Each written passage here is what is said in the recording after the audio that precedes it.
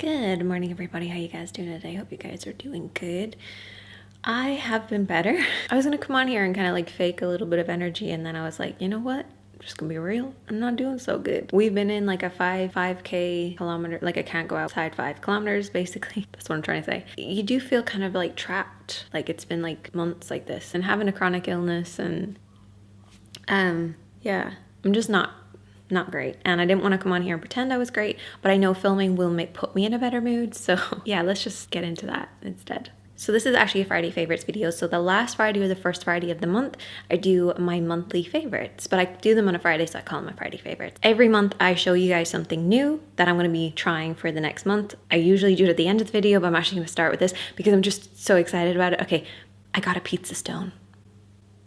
I'm so excited. Me and Davey have been looking at this pizza stone, and it kept going out of stock like all the time. It came back into stock. I managed to get it on sale, which is even better. We make homemade pizzas a lot, but we always get like the soggy bottoms. That's what Mary Berry says. Basically, this pizza stone is supposed to help with that. It's supposed to stop it from getting that soggy bottom and keeping like a nice crisp. I haven't tried it yet, but that's what I've heard it's supposed to do. We get our flour and our yeast from our local pizza store, like our local pizza restaurant, I should say. We're gonna like probably leave it for about 2 days to, you know, like, what's the word?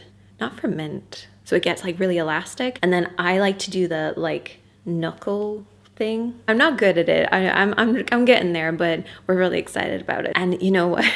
I wanna know what your favorite pizza topping is, because I'm gonna tell you mine. Black olives. I just like black olives on my pizza. Other things as well if I want, but like black olives. I could sit down and just eat an entire jar of black olives, and it has to be black olives because I don't like green olives. They're okay, but they're not like black olives. My dad said you can't tell black olives and green olives apart, and I was like, yes, you can. So him and my sister tested me, blindfolded me. I had all the different ones, and I tasted them, and I was like, black, green, black, green, black, green. I know my olives. I think he thought we were cheating. That is something that me and my sister would do just to annoy him, but no, it was real. I know my olives, Dad. I can also tell Coke and Pepsi apart. I think everyone can though. I don't think that's a special skill. I'm a Diet Coke girl. My sister likes Pepsi. Diet Coke all the way. Diet Coke in a can too. No bottles, thank you. Can. Actually, there's a documentary about Coke versus Pepsi. Davey was telling me about it, so that will be my documentary for recapping on next month. And last month's documentary was the Free Britney movement. It was a struggle to find a place to watch it, I will admit that. I feel like I had to jump through so many hoops in order to find it. Eventually, my brother helped me figure it out, so I managed to watch it, and I have words. First of all, is this going to turn into a rant? Probably. Second thing is, I love Britney Spears. I think she is just lovely. I just want good things for her. So I'm watching this documentary, and you know what? I didn't feel like I learned anything new, but I was able to watch it and understand the emotions that I always have felt. Just seeing the way that they literally create a narrative around her, the way that they frame who she is, very difficult to watch and not just get really like wound up. But I think that that's what's really important. What was said to her, what was said about her. There was a woman that said something about Britney Spears. I can't even say what this woman said because my video will get flagged, but that woman said it on TV. It was almost like that was okay and just accepted. And you know what? I grew up with Britney Spears as like my icon. Like I had her posters, I had every album, I had her perfume, everything. I love her. I think she's amazing. But you know what? My parents, they stepped in at certain times and they were like, this isn't appropriate and this is appropriate. When the Slave For You video came out, my parents, they saw it, they talked to me and they were like, we'd rather you didn't watch it. It's a little bit much for your age group. And they used their own parenting to parent me to make sure that I understood why. They weren't being super strict. They were like, you can't watch that ever again. We need you to understand why we don't think it's appropriate. They didn't get annoyed at Britney Spears for creating that video. They were like, I'm just gonna parent my child. You parent your own child, you know? And then if you even take the example of the framing Britney Spears, and then you take Meghan Markle and the Oprah interview, and you see the differences between the way that Meghan and the way that Kate were portrayed in the media. When you see the headlines side by side, you think, what? How is this accepted? And I feel like the Britney Spears documentary highlighted a lot of that. When you call out stuff that's happening real time, people double down on it because they're probably involved or they probably have that narrative because that's the narrative that's being created and put out there. When you show them negative stuff from the past, they can separate themselves so they don't double down and they can learn better. So I feel like the Britney Spears documentary has helped teach people the signs of what to look out for so they can go, that's what's happening here, and be able to judge it better. You can definitely see the way that Britney Spears and Meghan Markle, because they aren't quiet, they're not in the background, they're not staying out of it, the narrative that was created, versus somebody like Kate. I don't really know much about her, whereas I know a lot about Meghan because she's more out there and she has every right to be. That's the thing. We need to stop saying, well, if they didn't do this and they didn't. No, okay? We need to stop putting women in boxes, and that we're only accepting the women that are in boxes. We need to stop judging them at a different level just because they are out there versus somebody who's like more reserved. Because all we're doing is creating women who feel like they need to be more reserved and need to hold back, and they can't express emotions and they can't express feelings. Even as women, we judge women who are more open and free with themselves because we're like, well, we're never allowed to do that. And so instead of getting annoyed at society for creating those boxes that we've placed ourselves in, we actually just get annoyed at the woman who isn't putting herself in that box.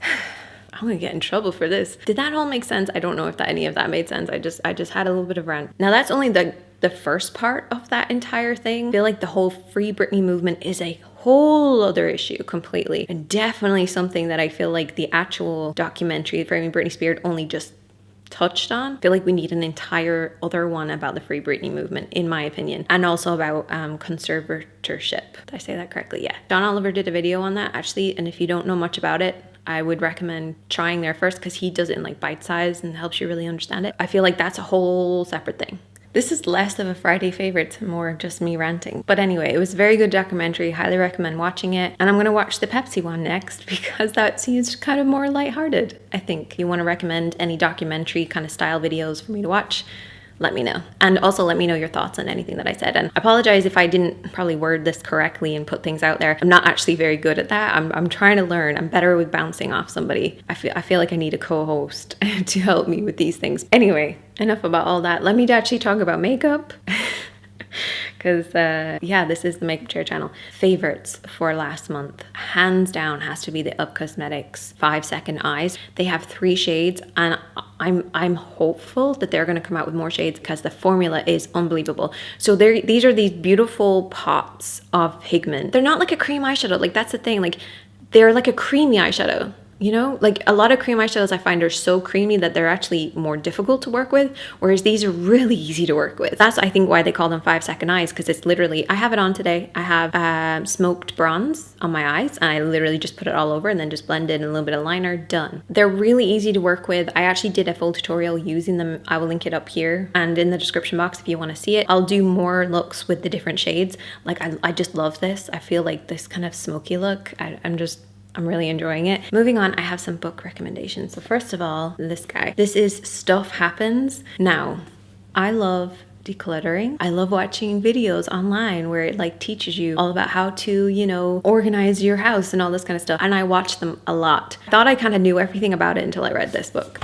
One of the first things that I read in this book that made me go, oh, what? This is the day one checklist. Do not buy storage before you declutter. What did I do before I got this book? I went out and I bought 6 containers. And then what did I do? I put all the clutter in those boxes because I was like, well, I have these containers, I might as well just fill them up. No, you declutter first and then you get your storage because you might not even need as much storage as you think if you declutter first. So yeah, that was day one. If you are looking to organize and you just need real advice for real situations, this is the book that you need to try. I also got another book. It's called The Push, and oh, I don't want to go into too much detail because it's one of those books that if you learn too much about it, it will ruin it for you. But I got this book and I flipped to a random page and I just read that page. That's what I always do. Whenever I get a new book, I flip to a random page, read that page, and then I go back to the start. So I read a page just in the middle and I was like, what is happening? And so then I went back and I read that book so fast. Yes, it's gripping and it's like you can't put it down. I don't know about the ending as well. The ending was a bit like, oh damn. If you're looking for something to really just get you out of everything, give that book a try. And I have another book that I'm just about to start as well, which I'm really excited about. If you've read the book, let me know because I want to talk to somebody about it so bad. It's just such an interesting book. Okay, speaking of decluttering, I have been trying to declutter and clean out my makeup room. I cleaned all of my brushes.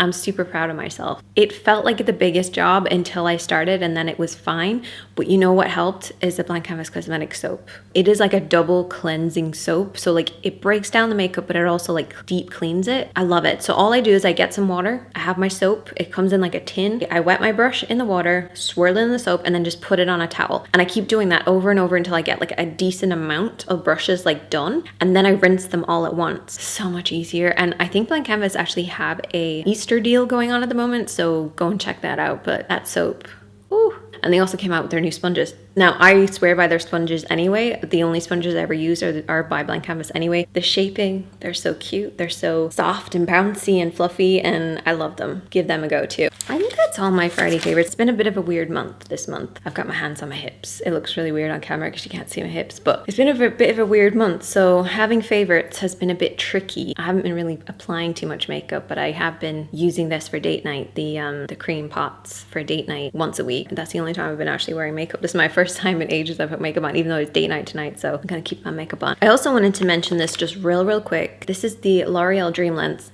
If you have dry hair, get the Dream Lens. I'm not even kidding. It works. Like it seems to work. I bleached my hair. I don't know if you can tell, but I put some highlights in my hair, and my hair is like so dry. So I was like, this is gonna be a really bad idea. But I've been using this. Oh my God, my hair is so soft. So soft. I've been waiting off to use this because I wanted to tell you about it, and I didn't want to show you like an used packet. Last thing is to recap on something from last month, and that is the pestle and mortar bag. Have I been using it, and do I enjoy using it? Yes. Talked about this last month. It's basically a wash bag that you place on the back of your door in your bathroom, and every time you use up like your shampoo bottles or you know any of your cosmetic stuff, you put it in here so that you can remind yourself to recycle these things properly and carefully. So this is filled with all of my like empty shampoo bottles.